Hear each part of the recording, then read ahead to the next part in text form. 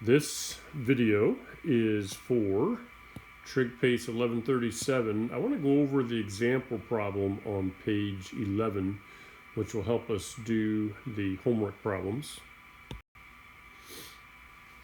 In the middle of the page, when we get to the end of kind of filling in the answers as we go, after studying the examples at the top of the page, we get to this point where it says the tangent of theta equals, and then we can figure out that it's square root of 3 over 3.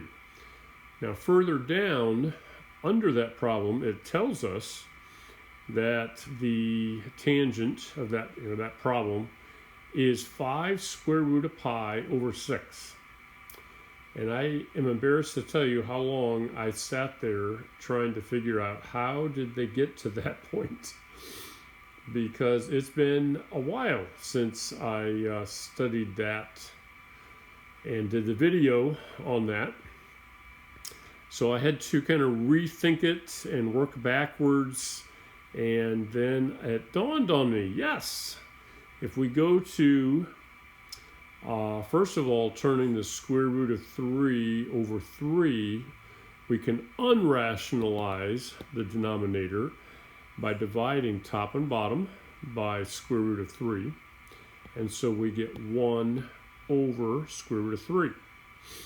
And then if we go to the unit circle and we're trying to find a place where the y value divided by the x value will give us the -1 over square root of 3.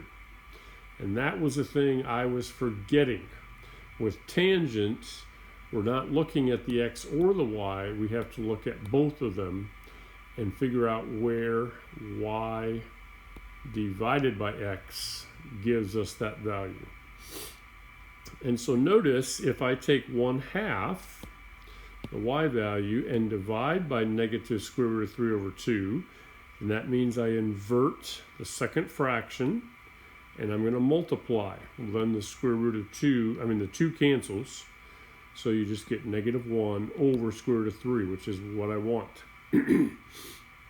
So that tells me that these are the correct two x and y values, and then if you look at that point and just down a tad, there it is, 5 pi over 6.